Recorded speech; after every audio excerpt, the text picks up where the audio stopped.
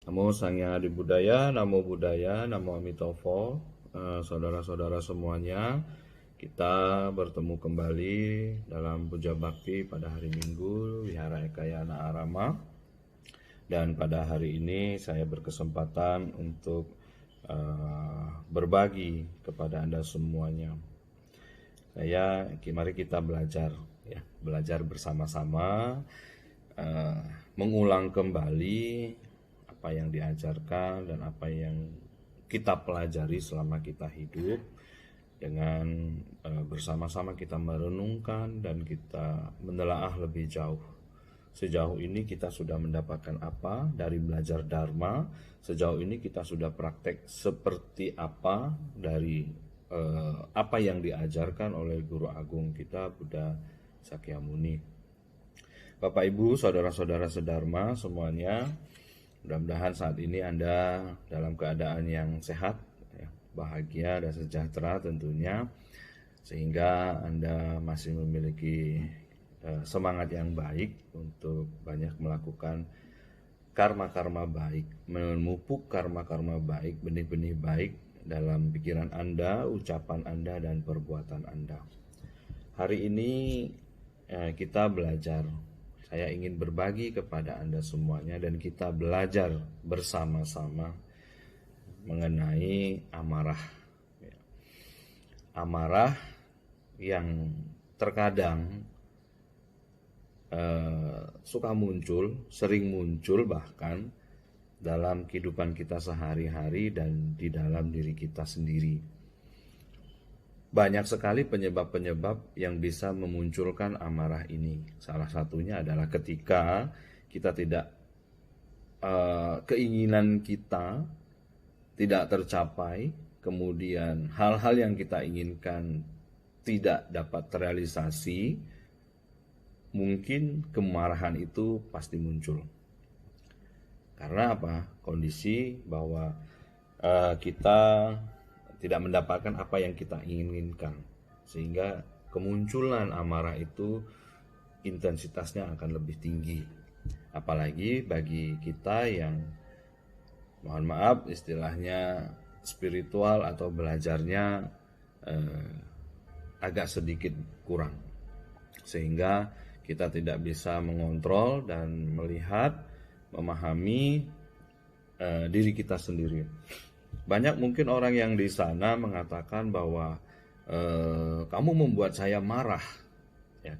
Kamu yang membuat saya marah, kamu yang membuat saya menjadi bad mood dan lain sebagainya. Sejujurnya sebenarnya kalau kita katakan itu sedikit kurang tepat, ya, karena kalau kita bisa melihat secara mendalam bahwa ke dalam diri kita sendiri, kenapa dan mengapa kita harus marah? Ya, kita kan diajarkan bahwa untuk bisa senantiasa mengendalikan, pengendalian diri kita harus senantiasa kita pertahankan supaya kita menjadi orang-orang yang bahagia. Karena orang-orang yang bahagia itu ya sedikit amarahnya. Saya rasa seperti itu. Bapak Ibu semuanya, tentang amarah ini kita bisa lihat di dalam Dhammapada, ya. Di dalam Dhammapada bab di sini tentang amarah, ya, Kodawaga, antara syair 221 dan sampai 234. Di sini saya membacakan Dhammapada yang ingin kita pelajari, yang kita belajar dari syair Dhammapada yang ada di dalam kitab suci kita. Dan syair-syair yang ada di dalam Dhammapada itu merupakan syair di mana pada zaman Buddha dahulu terjadi satu kejadian. Kemudian kejadian itu diselesaikan dengan cara bahwa Buddha memberikan solusi, Buddha memberikan jawaban, kemudian Buddha memberikan syair. Dan di balik syair-syair itu ada satu kisah, ada satu cerita. Saya pada hari ini ingin mengangkat satu kisah dalam Dhammapada di bab Kodawaga ya, bagian amarah dari ayat 221 sampai 234. Ya, di mana ini adalah Dhammapada tentang kisah Uttara ya, Uttara seorang umat awam. Jadi di dalam syair Dhammapada ini dikatakan bahwa kalahkan amarah dengan cinta, kasih, dan kalahkan kejahatan dengan kebajikan. Jadi kalahkan kemarahan dengan cinta kasih, dan kalahkan kejahatan dengan kebajikan. Kalahkan kekikiran dengan kemurahan hati, dan kalahkan kebohongan dengan kejujuran. Nah, ini ada di dalam bab Kodawaga ya, ayatnya 223. Anda boleh baca di sana, dan di sini saya sedikit demi sedikit akan membacakan kisah dari Uttara ya. Uttara ini seorang umat awam hidup pada zaman Buddha, dan kisahnya atau ceritanya ini ada di dalam Dhammapada. Anda boleh membacakan. Oh ya, kalau Anda misalkan di rumah, untuk saat-saat ini saya sedikit bisa dikatakan mempromosikan suatu aplikasi yang sangat baik ya. Anda kalau mau lebih banyak lagi belajar tentang ajaran agama Buddha, Anda yang punya Android boleh download Sariputta. Sariputta ini sangat baik, sangat bagus untuk Anda lebih banyak belajar, karena di sana banyak sekali hal-hal yang bisa kita pelajari, khususnya adalah kita umat Buddha. Anda boleh download di Play Store, dengan downloadnya itu Sariputta. Di sana ada Parita, ada Dhammapada, ada ceramah Dharma, ada artikel, banyak sekali di sana, dan saya juga menggunakan aplikasi itu. Mari kita kembali lagi ke kisah Uttara seorang umat Buddha ini, seorang umat awam ya. Uttara adalah putri dari Punya, seorang buruh tani yang bekerja pada pria kaya bernama Sumana di Rajagaha. Suatu hari, Punya dan istrinya berdana makanan kepada Sariputta Thera.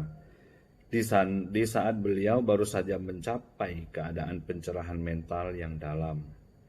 Sebagai akibat dari perbuatan baik itu, mereka mendadak menjadi kaya. Punya menemukan emas di tanah yang ia bajak, dan secara resmi raja menyatakan Punya sebagai seorang bankir yang besar. Jadi kisah ini Uttara ini adalah seorang putri dari Punya ya. Punya ini seorang buruh tani.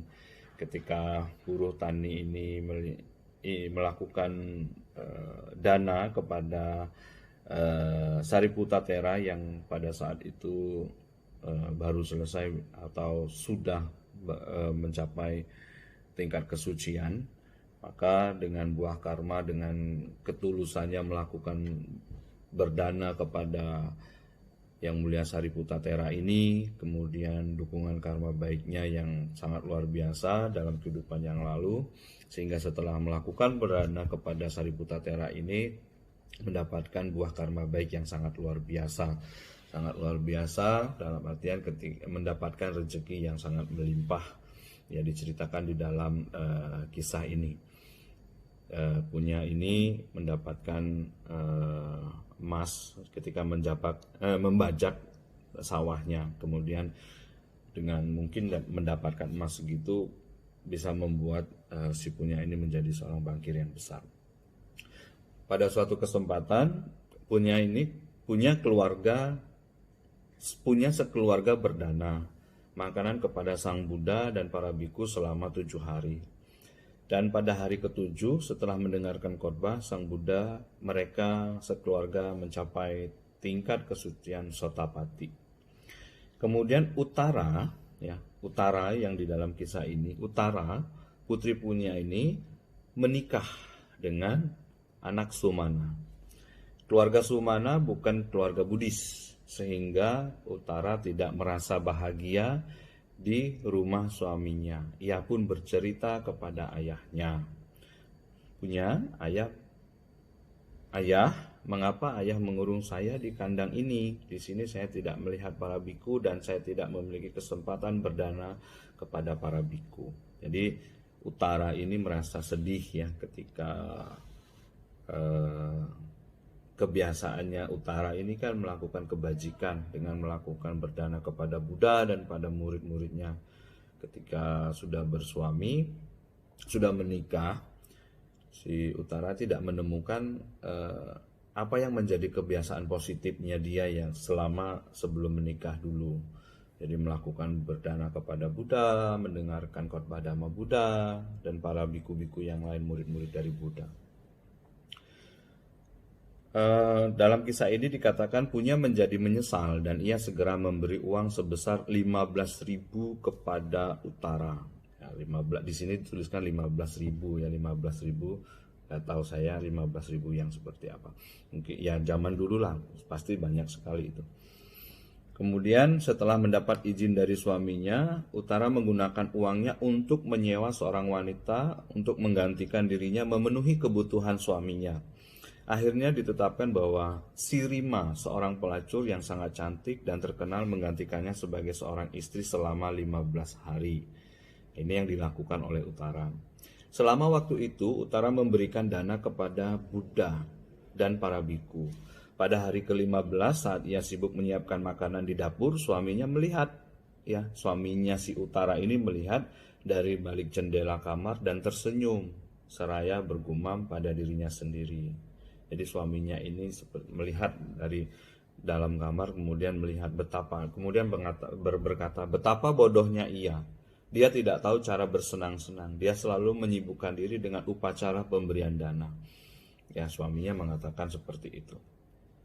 Kemudian Sirima melihat suami Utara tersenyum pada Utara. Sirima yang tadi dikatakan yang diberikan uang oleh Utara ini untuk menggantikan dia selama 15 hari.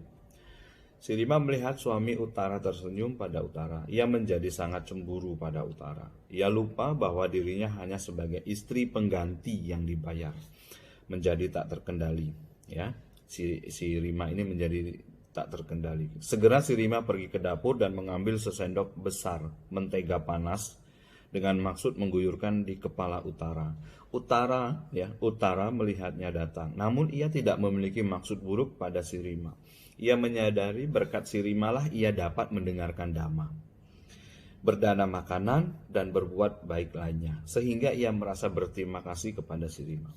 Tiba-tiba ia menyadari bahwa Sirima mendekati dan hendak menuangkan mentega panas ke arahnya. Ia pun berseru. Si Utara pun berseru, bila aku memiliki maksud buruk terhadap Sirima, biarlah mentega panas ini melukaiku. Tapi bila aku tidak memiliki maksud buruk padanya, mentega panas ini tak akan melukaiku. Karena Utara tidak memiliki maksud buruk terhadap Sirima, mentega panas yang dituangkan di kepalanya hanya terasa bagai air dingin.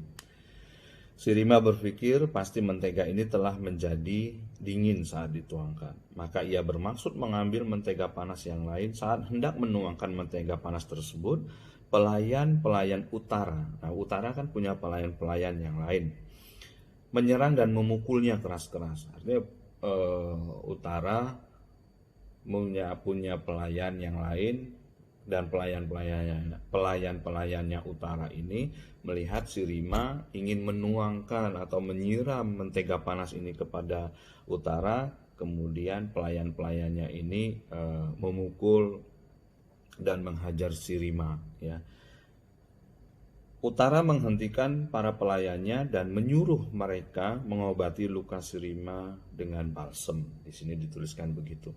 Jadi begitu luar biasanya sekali seorang Utara yang sudah ingin dijahati oleh orang lain, ya, dalam hal ini adalah Sirima, tetapi beliau atau Utara ini masih memiliki pemikiran yang sangat baik sekali, ya, pemikiran yang sangat baik sekali. Akhirnya Sirima teringat akan kedudukannya. Nah, dari setelah kejadian itu akhirnya Sirima teringat akan kedudukannya yang sebenarnya, dan ia menyesal bahwa ia telah melakukan kesalahan terhadap Utara dan meminta Utara mengampuninya. Utara pun menjawab, Ya, dijawab oleh utara, aku memiliki seorang ayah, aku harus bertanya kepadanya, apakah aku harus menerima permintaan maafmu? Sirima berkata bahwa ia siap pergi memohon pengampunan pada punya ayah utara. Utara menjelaskan padanya, Sirima, saat aku mengatakan ayahku, maksudku yang membawaku pada rantai kelahiran kembali ini. Ya, jadi yang dimaksud ayah oleh si utara ini adalah yang bukan membawa pada rantai kehidupan yang sekarang. Ya, yang ku maksud ayahku adalah Sang Buddha yang telah menolongku memotong rantai kelahiran kembali, yang telah mengajarkanku dhamma kebenaran sejati. Sirima pun memohon untuk bertemu dengan Sang Buddha, sehingga pada hari berikutnya direncanakan Sirima akan menyerahkan dana makanan kepada Sang Buddha dan para biku. Setelah bersantap, Sang Buddha diberitahu perihal Sirima dan Utara. Kemudian Sirima mengakui bahwa ia telah berbuat kesalahan terhadap Utara dan memohon Sang Buddha apakah ia dapat dimaafkan. Karena jika tidak, Utara tidak akan memaafkannya. Kemudian Sang Buddha bertanya kepada Utara, bagaimana perasaannya saat Sirima menyiramkan mentega panas ke arahnya. Ini pertanyaan Buddha kepada Utara pada waktu Sirima itu menuangkan atau menyiram dengan mentega panas. Utara pun menjawab, Bante, karena saya telah berhutang budi pada Sirima, ya, saya tetap tidak naik darah, tidak memiliki maksud buruk padanya.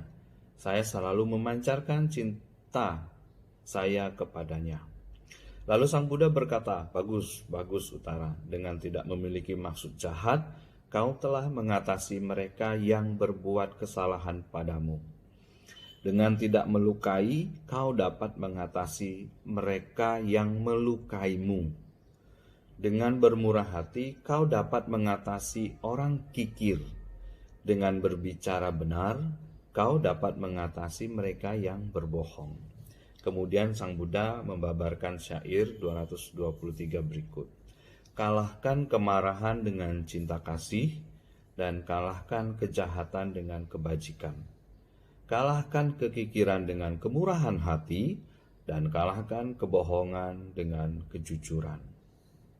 Ya, jadi itu sedikit kisah yang ada di dalam Dhammapada tentang Utara yang begitu luar biasa sekali, karena beliau memiliki kebiasaan yang baik, ya, kebiasaan yang baik dengan melakukan berdana makanan, mendengarkan ceramah dharma, belajar dhamma dari Sang Buddha dan para murid-murid yang lain.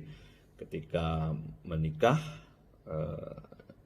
Utara ini tidak mendapatkan hal-hal yang baik itu. Kemudian seperti dikatakan di dalam kisah ini tadi, itulah yang dilakukan oleh Utara dan apa yang terjadi.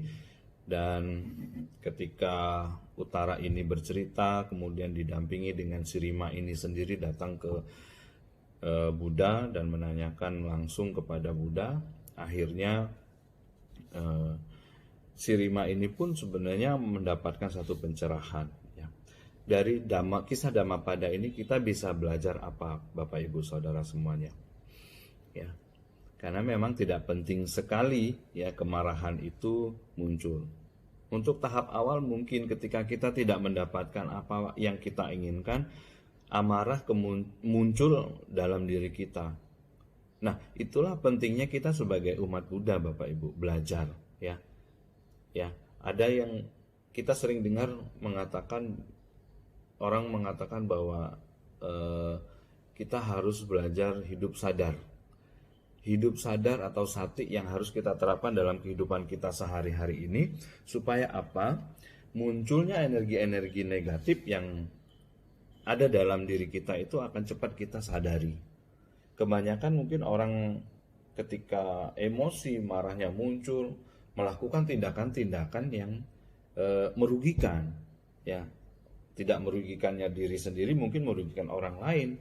Dia mungkin menghajarnya atau mungkin membanting barang, mengoceh, mengatakan sesuatu hal yang membuat perasaan orang lain menjadi sakit.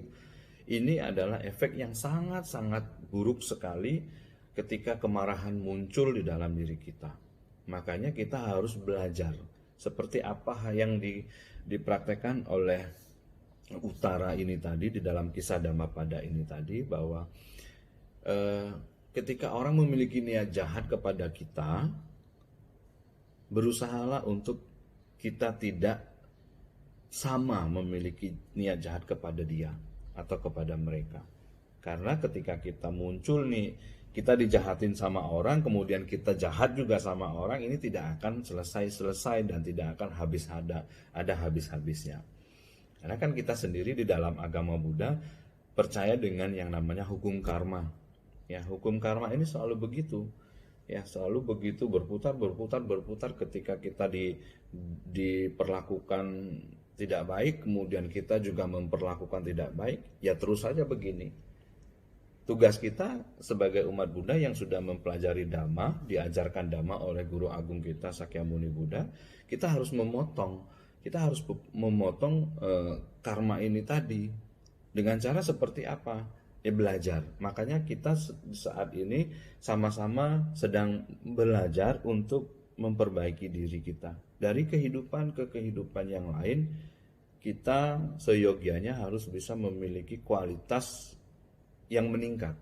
Artinya ketika saat ini kita hidup seperti ini, kemudian kita sudah belajar Dharma, dari apa yang kita pelajari ini harus kita terapkan dalam kehidupan kita sehari-hari, sehingga kualitas dari setiap kehidupan kita itu akan senantiasa meningkat. Hari ini atau saat ini kita terlahir dalam kehidupan di alam manusia. Kemudian setelah kita mempelajari Dharma, kita harus bisa banyak melakukan kembali perbuatan-perbuatan baik yang bisa mendukung kelahiran kita di alam-alam kebahagiaan.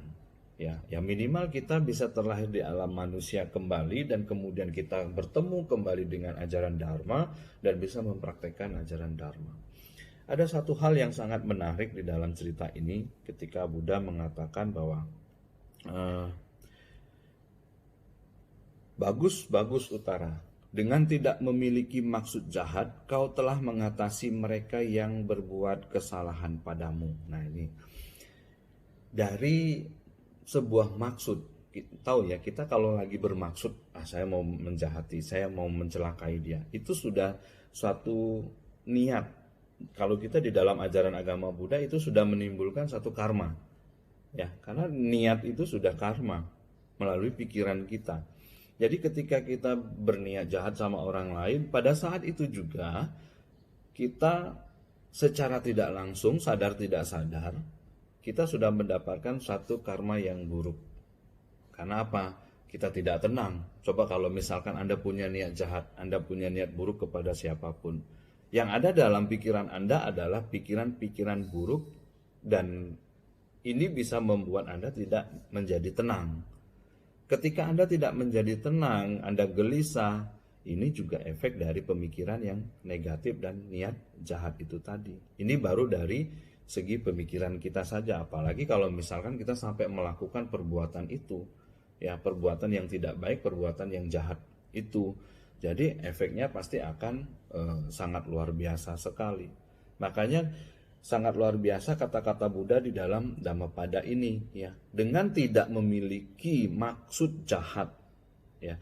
Dengan tidak memiliki maksud jahat, kau telah mengatasi mereka yang berbuat kesalahan padamu. Ya. Jadi ketika kita menjaga niat kita, dalam artian adalah menjaga pikiran kita, menjaga diri kita dari niat-niat yang tidak baik, maka ini menjadi pelindung buat kita sendiri supaya terhindar dari orang yang bermaksud jahat juga dengan kita. Ya. Kemudian dengan tidak melukai, kau dapat mengatasi mereka yang melukaimu. Nah ini sudah barang tentu, ya. Kalau kita nggak mau dilukain orang lain, ya kita jangan melukain orang lain. Ya ini kan sama. Ini hukum alam sebenarnya ya. Hukum karma ya, hukum kebenaran, hukum alam. Ketika kita mau bahagia, ya kita berikan kebahagiaan kepada orang lain.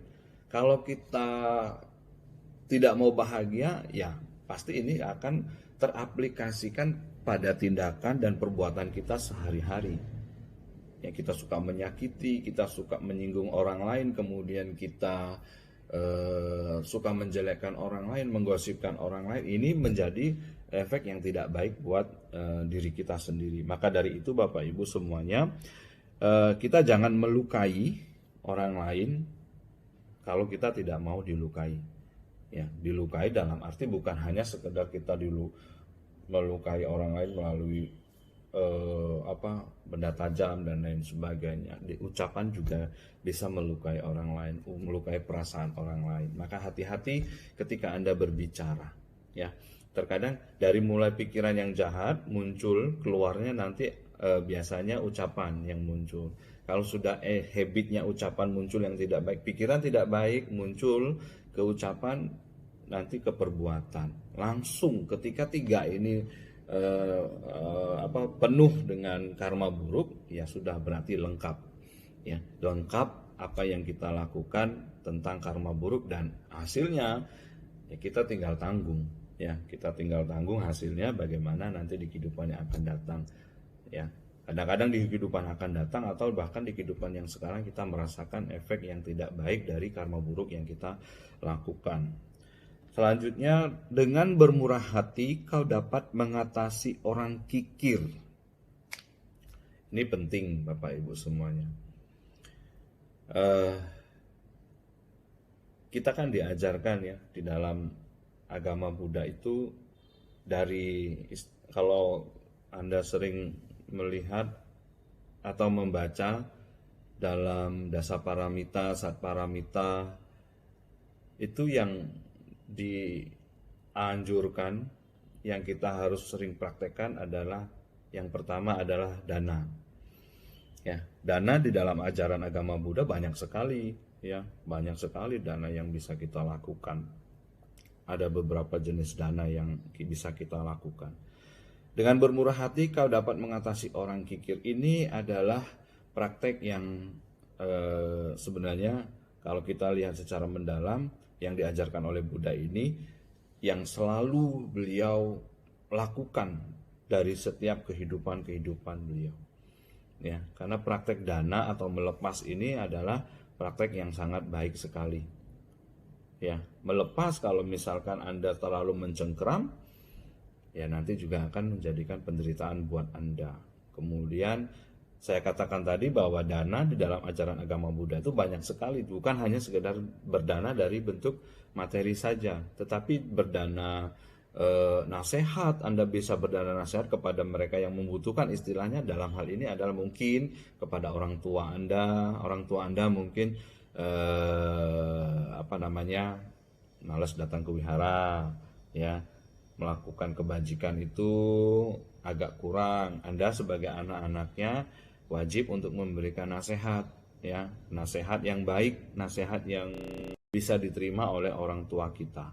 Jadi kita bisa menjadi anak yang berbakti dengan cara kita memberikan dana nasihat kepada mereka, orang tua kita, supaya mereka, orang tua kita ini juga mendapat atau memperolehkan kebahagiaan dari apa yang diajarkan oleh para bijaksana. Kemudian banyak sekali ya dana-dana yang lain bisa kita lakukan. Kemudian dengan berbicara benar kau dapat mengatasi mereka yang berbohong. Ini juga luar biasa. Anda boleh mempraktekkan dalam kehidupan sehari-hari. Ya, ketika kita diberikan kepercayaan oleh orang lain, kemudian kita berbohong kepada mereka, ya sudah, kita sudah kehilangan satu kesempatan untuk bisa sedikit lebih maju. Karena apa? Hal ini kalau kita membiasakan atau kebohongan ini menjadi kebiasaan dalam kehidupan Anda sehari-hari, ya efeknya juga akan Anda rasakan cukup luar biasa buat Anda nanti. Ya, maka dari itu Bapak Ibu semuanya, menjaga supaya amarah kita ini tidak muncul, kita belajar dari apa yang diajarkan oleh Buddha. Dari sini kita bisa belajar bahwa seorang utara itu memiliki luar biasa sekali cinta kasih dan niat yang baik. Kita juga bisa belajar, kita juga bisa mempraktekkan. Karena kita belajar di dalam Dhamma ini adalah tujuannya adalah untuk praktek. Ketika kita sudah mengetahui satu teori di dalam Dhamma, maka aplikasikan dalam kehidupan kita sehari-hari. Supaya kemarahan tidak muncul, apa yang kita lakukan? Kemudian dari dalam Dhamma itu sendiri, apa yang menyebabkan kemarahan, untuk apa kita marah, baik atau tidak kita marah, kan semuanya kita sudah pelajari. Makanya Bapak Ibu semuanya, kita belajar untuk diri sendiri, maksud saya adalah diri sendiri, mempelajari diri sendiri, untuk diri sendiri.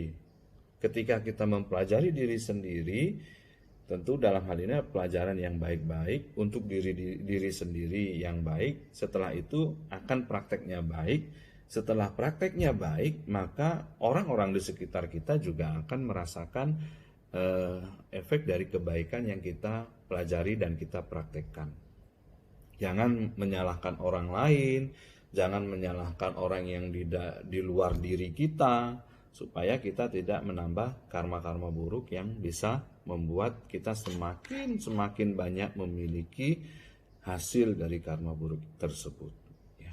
Jadi Bapak Ibu semuanya, di tengah kondisi yang saat ini, saya harapkan Anda semua, khususnya umat Buddha yang sudah mempelajari dan mempraktekkan Dharma, tetap bersabar, ya, bersabar dengan kondisi yang sekarang ini. Apalagi kita umat Buddha yakin dan percaya bahwasanya semua ini adalah anicca, segala yang terbentuk adalah tidak kekal. Ya, sama halnya dengan saat ini kita dihadapkan dengan wabah atau virus ini pasti akan berakhir. Kita bisa membantu mereka-mereka yang bekerja di garda terdepan dengan diam di rumah, patuhi instruksi dari pemerintah. Kalau misalkan kita tidak mematuhi, ya nggak akan selesai, karena penyebarannya itu cepat sekali. Ya, Anda bisa melakukan kegiatan di dalam rumah, lakukan. Bekerja di rumah, lakukan bekerja di rumah. Belajar di rumah, belajar di rumah.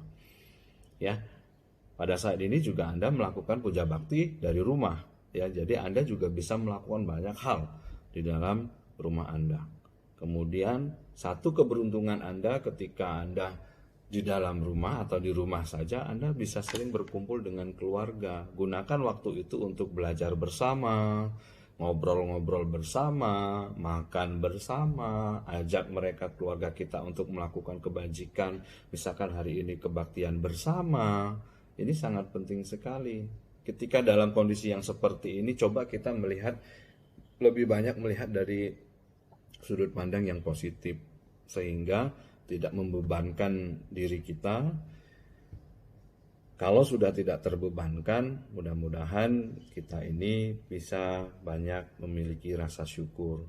Orang yang sering-sering bersyukur, orang yang bahagia, tahu terima kasih, dan ketika kita bahagia, energi kebaikan muncul di dalam diri kita, maka kita juga bisa mendapatkan atau memperoleh karma baik yang kita lakukan.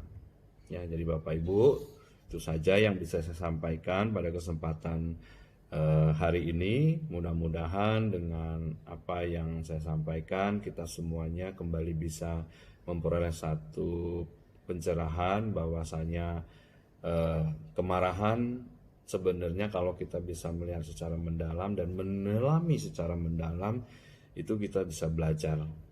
Ya, belajar. Kita lihat orang-orang lain yang suka marah seperti apa, kemudian dari dunia medis dan lain sebagainya, kalau orang sering marah itu seperti apa. Belajar dari sana. Ketika kita sudah tahu efek-efek dari kemarahan atau amarah itu, maka pelan-pelan kita tinggalkan. Tinggalkan energi kemarahan itu sedikit demi sedikit. Ya, saya tidak mengatakan bahwa kita langsung bisa langsung nggak bisa marah-marah, itu bukan. Ya, butuh proses. Ya, butuh proses supaya kita bisa belajar untuk jangan sering-sering marah.